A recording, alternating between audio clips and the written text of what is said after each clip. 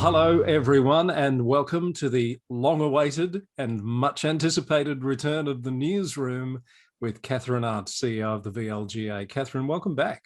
Thanks, Chris. It was nice to have a little bit of a break, but very pleased to be back and to see your face and to catch up on all the news that I have missed. Is there any truth to the rumour that just as you went on break, we went into lockdown, basically, and now as you come off break, we're coming out of lockdown? Spooky. That is a little spooky. I haven't actually thought about that, but you're right. So read into that what you may. Good to have you back, though. I hope you had a nice break. Look, I did. It was just good to have some time out. Of course, as all CEOs know out there, you're always not quite disconnected from what's going on. And I was able to just do that, I guess, from afar and at my leisure, but certainly having a little bit of time out was good and also healthy. Great to hear, and a good example to set as well. Says me, I couldn't tell you the last time I had a break, but anyway.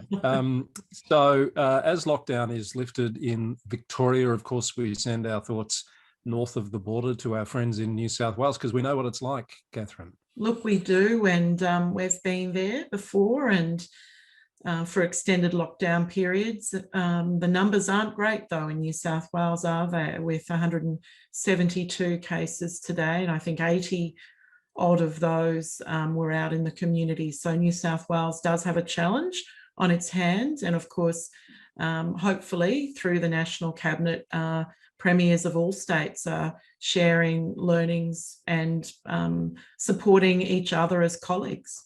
We had some pretty terrific events in your absence, although you were present for one of them, the global panel. But I'm thinking back to the last in-person event we had before this lockdown, and that was the Leading the Agenda Day at Pitcher Partners. That went off very well. Tell me about it. I wasn't there, as you said, Chris. So the topic was audit and risk committees, and we had a rather stellar panel lined up for that. So what came out of that? It was a really good discussion about audit and risk committees, particularly with the lens of new council terms, perhaps new council or delegates, as well as councils needing to bring on, in some cases, independent members. And we had a CEO in Mark Dupay from Bor. We had an independent member in Katie Baldwin, who works at CSIRO, but is an independent member, I think, at Monash from memory. And we had Richard Wilson from Pitcher Partners. And does he know his stuff? He knows his topic back to front. And I think the feedback was that people got a lot out of the session. There were a lot of insights. There were some terrific questions.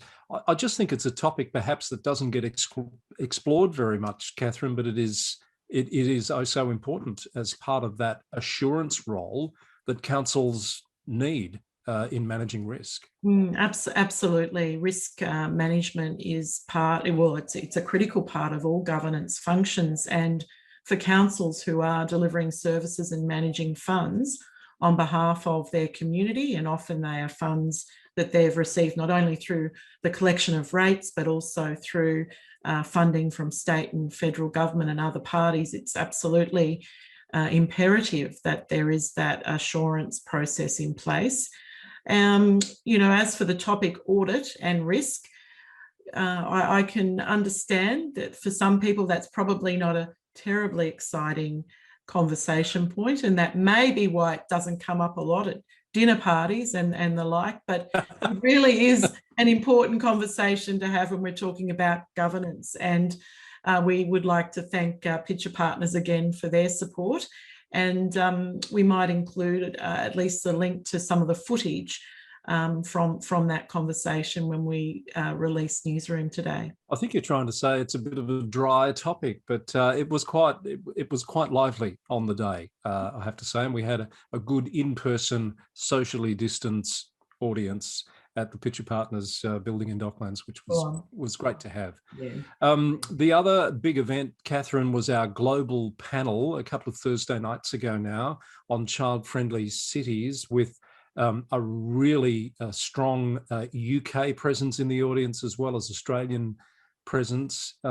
You were there, of course, and again, it was a terrific event. Look, it was. We had Liana Buchanan, who is the Victorian Commissioner for Children and Young People, Vivian Romano from I think it was Central Queensland University, although based in Melbourne, I believe, and also the CEO of, was it Aberdeen Shire Council? It was Aberdeen City in Scotland, Angela Scott. Yes, and Angela spent a great deal of time talking about the process that they had followed in becoming accredited against child-friendly standards, I think, which is a United Nations framework. And it was really interesting to hear the application of a human rights lens across child-friendly policies and initiatives, and just how seriously their council had taken their obligations in regard to that. And there were some lessons certainly for all of us, I think, in the room, and for Australian councils. We have in Victoria, and in fact the VLGA provides or auspices the Child-Friendly Cities Network Group, which a number of Victorian councils are part of. What really struck me about the conversation, and look, Liana, the Commissioner, was very grateful that there was a focus on the impact of COVID on children and young people. That was the focus of that actual discussion, of course.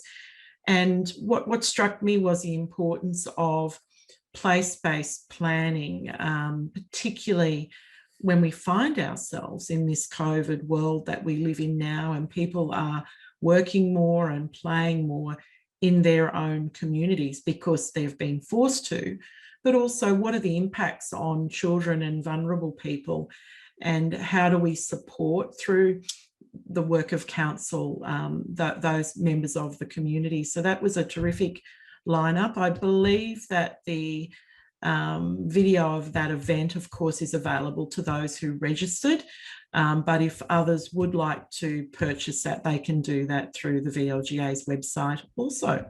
Indeed, you can, and we're already looking towards our next global panel, which is coming up on the 19th of August on the topic of building community wealth. This panel's coming together very nicely. We've got another UK CEO, we've got the CEO of the City of Sydney, and we've got a representative of SGS Economics. Do you know much about this topic, Kathryn, building community wealth? I've certainly found out a lot about it in recent weeks, more than I understood before.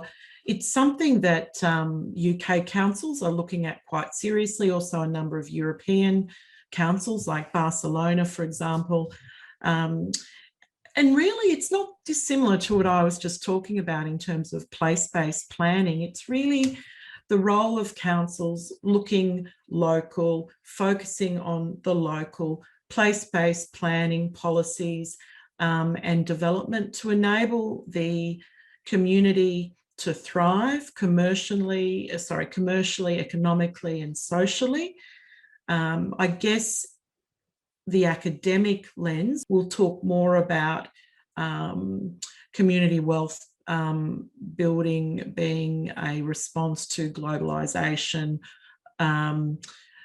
perhaps an alternative or a nice complement to centralised policy frameworks. But what it says to me, and I think we'll hear this through the CEO, Craig Hutton from North Ayrshire Council, and also Monica Barone, who's the CEO of Sydney, really the role and the important role that councils play in planning for and supporting their local communities. So really interested in this panel. We've got registrations are filling up fast. Again, there'll be an opportunity for participants in the audience to ask questions. And again, very pleased to be hosting this in partnership with LGIU, Local Government Information Unit, which is a global think tank based in the UK. Yes, looking forward to it. 19th of August. Not only is North Ayrshire a council that can talk about it, they're in fact Scotland's first community wealth building council officially. So we've got the leaders in the movement coming together for the panel, which will be terrific. All the details on the VLGA website events page if you'd like to find out more. The other big bit of news this week is from north of the border, Kathryn, where New South Wales Council elections have been postponed again. They're now going to be in December, on the 4th of December, I think, from memory, which is effectively 15 months on from when they were originally scheduled in September of last year. Another big decision I think that has been taken in New South Wales. I have seen a lot of I guess arguments calling for the postponement, suggesting that if the elections were to take place, it would be undemocratic because it would be difficult for people to vote in person, of course, during a restricted COVID environment. Look, we faced the same issue, didn't we, in Victoria last year? And there were lots of arguments for and against. We heard arguments for a deferral, suggesting that if the elections did proceed, that it would be undemocratic, that women would be disadvantaged, it would be difficult for people to campaign. We, of course, in Victoria, introduced a postal voting system, which didn't require people to go out and vote in person. I do note, though, in New South Wales, they're going to offer an online option as well. Is that my understanding? Yes, so not clear on exactly how this is going to work, but it's still there's an in-person option, there's a pre-poll postal option, and there's going to be an iVote option, which is an online option. So I'm not sure whether everyone qualifies for that or whether you need to apply for it. I guess some more detail will come out in due course, but the in-person option is still there, which I think is what gives rise to people's concerns about conducting that safely in a COVID environment, whereas we removed that from the equation in Victoria last year. So it sounds like a hybrid model will be applied in New South Wales. Of course, the issues that we discussed here in Victoria, I think, are also relevant for New South Wales. We now have, what is a legislated term of council extending beyond that term of up to 15 months, which means that I would suggest that there'd be councillors who are at the end of their term who are probably not wanting to re-stand again, who are feeling pretty fatigued, exhausted. We have people in the community who, of course, are itching to have their opportunity to run and stand for election in, their local municipality, and now, that option's been removed or at least delayed for them. Which in itself, one could argue, may be seen as undemocratic. So it's a very complex situation indeed. And, I guess all I can say is that, our thoughts are with New South Wales as they go on this journey. Yes, a lot of uncertainty there. And I do note, it is worth noting that local government New South Wales, the peak body in that state, have come out this week and said the government must commit to those elections being held before year's end. So in other words, no more deferrals. There needs to be some certainty around that. They don't really talk about that issue of the current terms being extended and fatigue, etc. But I think that's a very relevant issue. So I guess it remains to be seen. But what I would note, Kathryn, is that last year, if I understand it correctly, the New South Wales Parliament brought in legislation to allow for a 12-month extension, but then a further extension to the 31st of December if necessary. So that's what's been applied now. I would think it's going to require more legislative change if they want to defer it again into 2022, which is probably a bridge too far at this point. Yeah, it sounds like it, Chris. So let's stay tuned, I think. And Kathryn, I noticed that the research project that the VLGA is an integral part of on this election cycle in Victoria and barriers to female participation in particular, getting some more press this week. It did. The Fairfax media covered that off over the weekend, and we were really pleased to hear that research project, which of course is funded through an Australian Research Council linkage grant. We're doing that in partnership with Leah Ruppiner from Melbourne University and Andrea Carson from La Trobe University. Really focus on, and this particular article focused on some of the challenges for women, particularly with children, you know, serving as councillors in their community. And the journalist interviewed a couple of those councillors in Victoria who were currently struggling with not only being in their first term of council, but also being mothers, and the significant workload that comes with being both a mother and primary caregiver, and also being a councillor for what is still seen as a volunteer role. But yet you and I both know that there is a significant amount of work that comes with being a councillor.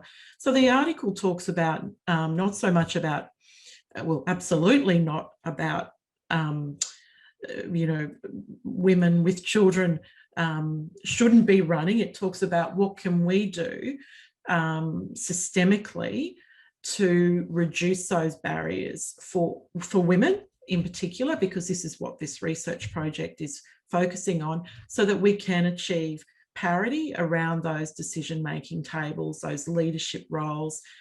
Deborah Wu from the VLGA was also mentioned in the article. She's our program, she's our inclusion and diversity program lead, and has done a lot of work in our local women leading change program. And we can probably include a link to the article today too. I see Deborah got promoted to Dr. Wu, which has prompted all the Steely Dan references in recent days as well. I had to dive deep into the Steely Dan catalogue to understand those references, Kathryn. Don't know about you. Yeah, I haven't had time to catch up on that. I thought it was a Spotify playlist you might have been referencing, but I've clearly missed the plot. Indeed. Now, while you were away, we had to amuse ourselves somehow because of the gap that was caused by lack of newsroom. So we pulled out, I think, some pretty good special edition interviews, which I hope you've had time to catch up with. We've had some good ones. I saw we had the acting Local Jobs First Commissioner, Greg Wilson, on the program, again, talking about something that I think is related in part to this building community wealth, but the definition of community in this case is broader. But it's about, you know, this commission really focuses on procurement processes and ensuring that we use locally sourced service providers and goods, and and locally in this sense is not only Victorian based but nationally based, and we've got a few more yet to be released, I believe. We do. Premiering on Thursday is a chat I've had with Melissa Harris, who's the CEO of Land Use Victoria. They're responsible for a number of functions that perhaps don't bubble to the surface very often, but they're integral and very important in the way the state functions, and a lot of them intersect with local government. And coming up next week, we have the Essential Services Commissioner, Kate Simons, as a guest on the program. So we've had some really high-level guests, and we have more coming up. So keep an eye out on the playlist. I think the other thing to point out here, Kathryn, is this episode today of VLGA Connect is episode 195. You know what that means? Well, that means that if I do my maths correctly, episode 200 should coincide perhaps with a newsroom. And I think we should plan to do something a little special, though, for that one. So about 2 weeks from now, we should be on episode 200. So let's put our thinking cap on how we can celebrate that milestone. Indeed. And look, quickly before we wrap up, Chris, stay tuned. The VLGA is about to release its training prospectus, its councillor or council professional development program. That will be coming out any day and offers councils and councillors a huge range of different options, all focusing, of course, on improving and supporting councillor performance from a governance perspective. So, Kathryn, it's been great to catch up, have you back for pretty much a bumper edition of Newsroom this week, and I look forward to talking to you again next week. Looking forward to it, Chris. Take care and have a great week, and enjoy lockdown being lifted tomorrow. We will indeed. That's Kathryn Arndt, the CEO of the VLGA, with us for episode 195 of VLGA Connect in the newsroom. We'll see you again very soon. Thanks for joining us.